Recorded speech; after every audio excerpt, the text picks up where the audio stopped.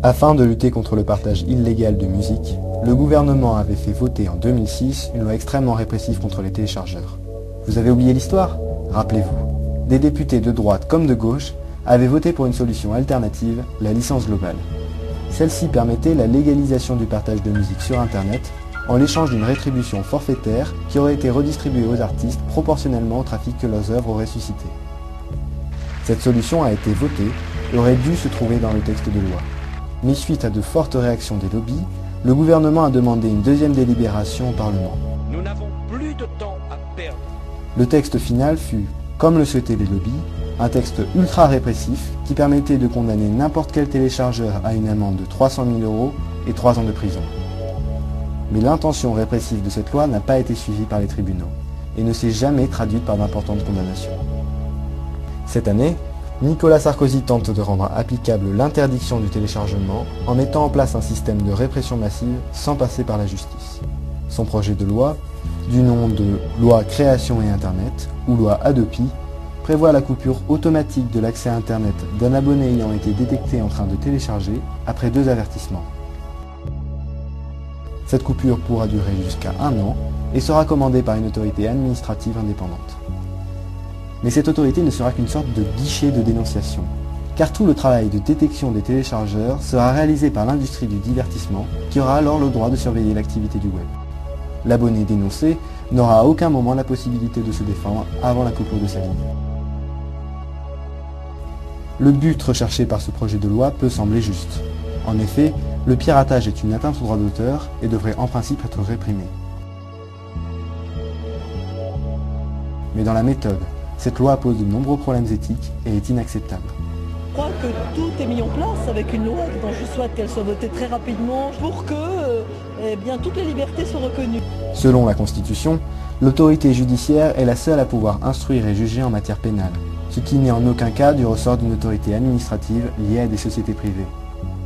En outre, le droit à la défense lors d'un jugement est également un droit fondamental qui ne sera pas respecté par la loi Hadopi. En effet, tout abonné dénoncé auprès de cette autorité administrative sera présupposé coupable et sanctionné. Cela s'oppose bien évidemment au principe de présomption d'innocence. De plus, la détection des téléchargeurs nécessite l'accès aux données de connexion de tous les abonnés. Celles-ci sont considérées comme des données personnelles, et seule l'autorité judiciaire peut demander l'accès à ces données. La loi Hadopi revient à concéder à des sociétés privées le droit de demander la communication de ces données personnelles et de les collecter à grande échelle, tout cela sans contrôle judiciaire. À l'heure actuelle, une telle concession n'a été accordée qu'à la police antiterroriste, et cela dans le but d'assurer la sécurité nationale. Ainsi, avec cette loi, des mesures d'exception à la protection des données personnelles, qui avaient été concédées pour la lutte antiterroriste, seront étendues à la lutte contre le partage illégal de musique. Un peu excessif, vous ne trouvez pas ? Mais peut-on toujours parler de mesures d'exception à la protection des données personnelles, lorsque ce système de surveillance s'attaque à des millions d'individus? La disproportion d'un tel schéma aboutit à la banalisation de l'atteinte à ces droits fondamentaux et à leur disparition pure et simple. Ceci explique l'opposition de la CNIL, Commission nationale de l'informatique et des libertés, qui a entre autres pour rôle de fournir au gouvernement des avis relatifs à la protection des données personnelles sur ces projets de loi. En effet, celle-ci conclut dans son avis à propos de la loi Hadopi que le projet de loi ne comporte pas en l'état les garanties nécessaires pour assurer un juste équilibre entre le respect de la vie privée et le respect des droits d'auteur. Pourtant, malgré toutes ces dispositions, les pirates pourront continuer à télécharger en utilisant des réseaux anonymes ou en se connectant au réseau Wi-Fi des environnants. Il est en effet possible de se connecter à des réseaux Wi-Fi protégés grâce à certains logiciels de hacking. des voisins dont le réseau Wi-Fi aura été pénétré se retrouveront alors privés de leur connexion sans avoir jamais téléchargé.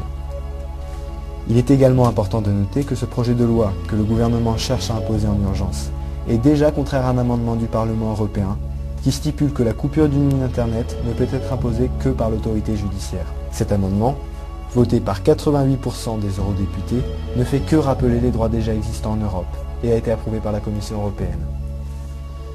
Rappelons aussi que cette loi va à l'encontre des positions de l'ARCEP, qui est le gendarme des télécoms, l'AFA, l'association des fournisseurs d'accès à Internet français, et au rapport Attali. Pour finir, cette loi, s'inscrivant dans une logique de répression massive, coûtera plus de 30 millions d'euros par an aux contribuables. Il est temps d'adopter un système assurant la rémunération des artistes, pourtant si nécessaire à la création, tout en prenant en compte les réalités techniques et les libertés individuelles. Et dans de telles conditions, la solution qui s'impose est la licence globale.